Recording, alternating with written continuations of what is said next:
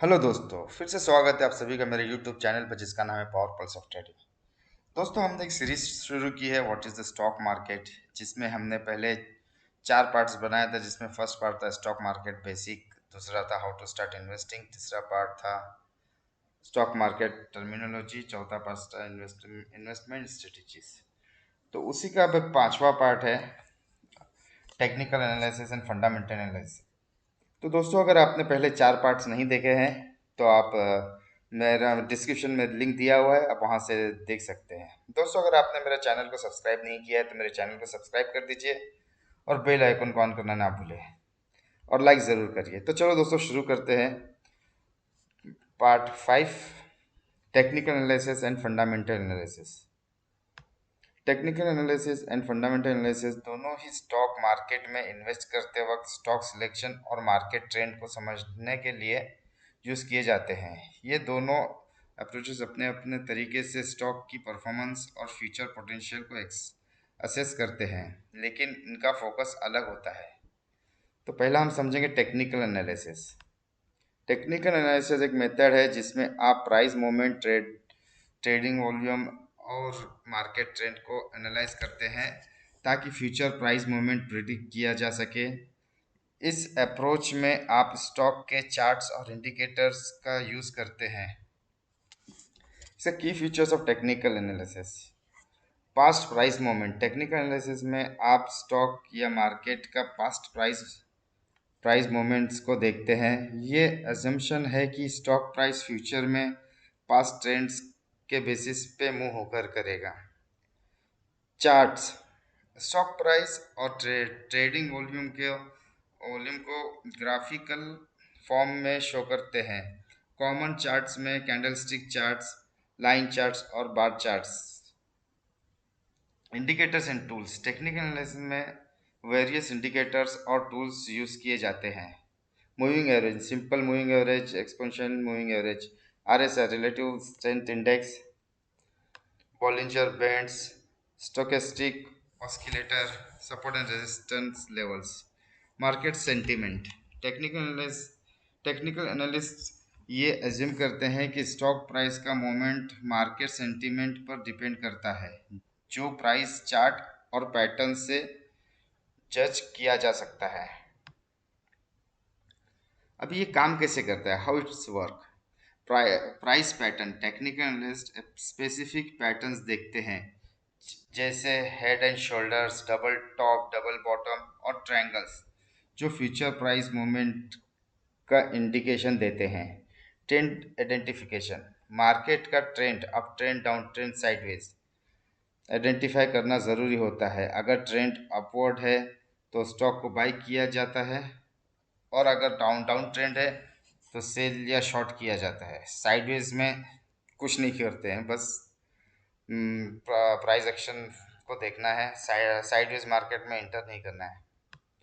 Volume analysis ये पता लगाता है कि स्टॉक की प्राइस मूवमेंट कितनी स्ट्रांग है। अगर प्राइस मूवमेंट हाई वॉल्यूम के साथ हो तो वो मोर सिग्निफिकेंट होता है।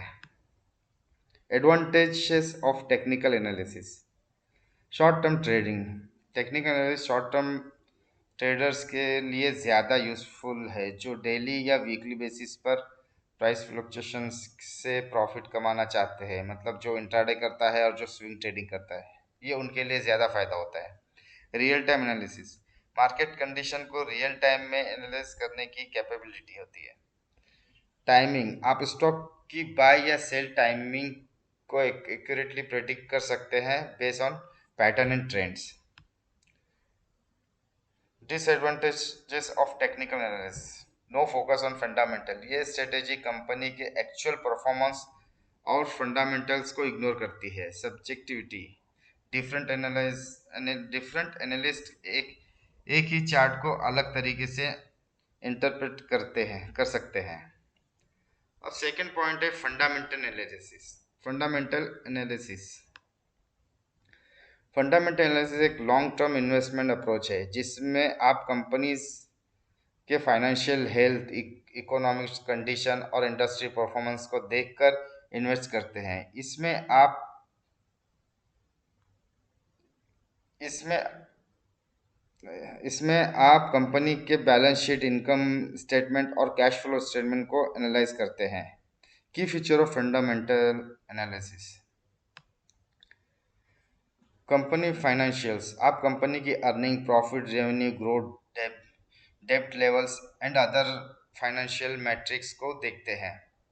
वैल्यूएशन, ये एनालिसिस कंपनी की वैल्यूएशन को असेस करते हैं, जैसे price to earn P ratio, price to book PV ratio और डिविडेंड यील्ड। आप ये देखते हैं कि स्टॉक अंडर वैल्यू है या ओवर वैल्यूड है। मैनेजमेंट एंड स्ट्रेटजी, कंपनी के मैनेजमेंट की क्वालिटी, लीडरशिप और स्ट्रेटेजिक डिसीजन को असेस किया जाता है। अगर मैनेजमेंट अच्छा है तो कंपनी का लॉन्ग टर्म ग्रोथ पोटेंशियल ज़्यादा होता है। Economic and industry factors, fundamental analyst broader broader economic condition, interest rates, inflation and industry growth को भी एनालाइज करते हैं। इंडस्ट्री ट्रेंड्स को समझना ज़रूरी है क्योंकि कंपनी को इंडस्ट्री की परफॉर्मेंस पर ही डिपेंड होना पड़ता है। की matrix and fundamental analysis. Earnings पर रेशो, ईपीएस, कंपनी के प्रॉफिट को उसके आउटस्टैंडिंग शेयर्स के नंबर से डिवाइड करके निकाला जाता है। ईपीएस ज़्यादा होना कंपनी की प्रॉफिटेबिलिटी को दिखाता है। Price to earnings, PE ratio, ये रेशो कंपनी के शेयर प्राइस को उनके ईपीएस से कंपेयर करता है। हाई पीई का मतलब होता है कि स्टॉक एक्सपेंसिव है और लो पीई का मतलब लो पीली लो पीई का मतलब स्टॉक रिलेटिवली चीप है।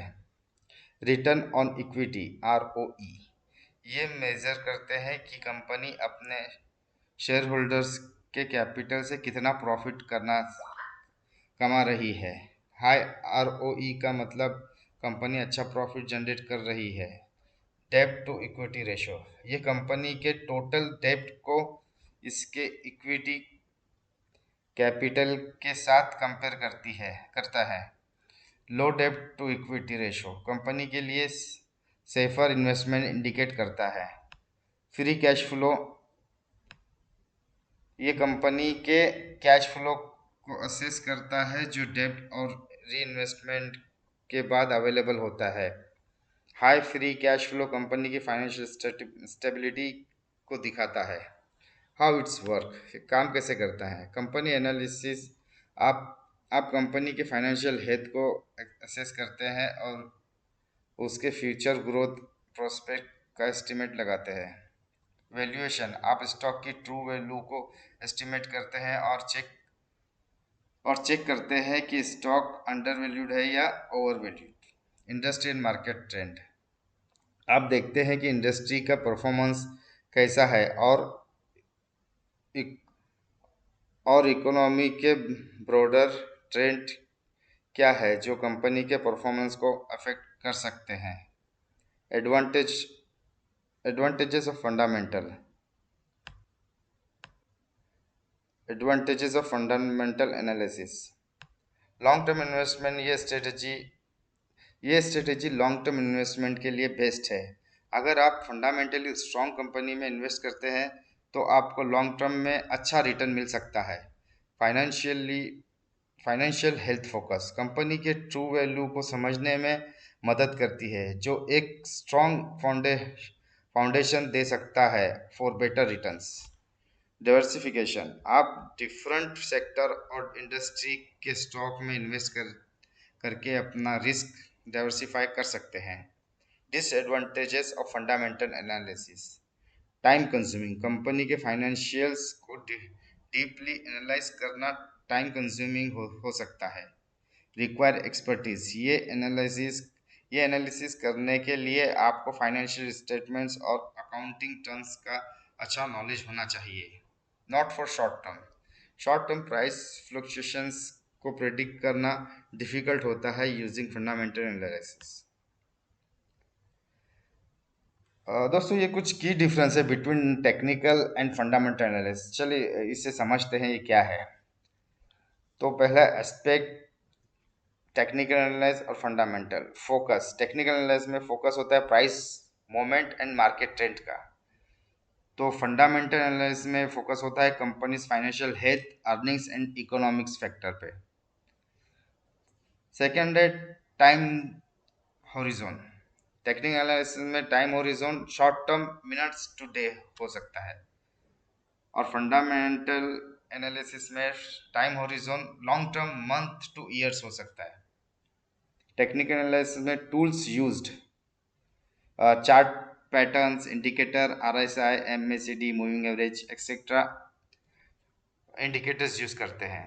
तो फंडामेंटल एनालिसिस टूल यूज करते हैं financial statement, earning report, PE ratio और ROE। टेक्निकल एनालिसिस में approach data driven price based approach. तो fundamental analysis approach in depth company and industry analysis. Technical analysis purpose timing buy sell decisions. Fundamental analysis purpose assess long term value and potential growth. Technical analysis best for day trading, swing trading, short term investment. Fundamental analysis best for long term investment, value investment or dividend investment. Conclusion: technical analysis ज़्यादा short term trading और market trend के लिए useful है, जहां पे आप price movements को समझकर टाइमली बाय सेल डिसीजन ले सकते हैं। फंडामेंटल एनालिसिस ज़्यादा लॉन्ग टर्म इन्वेस्टर के लिए है, जहां आप कंपनी के फाइनेंशियल्स, इंडस्ट्री ग्रोथ और ब्रॉडर इकोनॉमी फैक्टर को देखकर इन्वेस्टमेंट डिसीजन ले सकते हैं।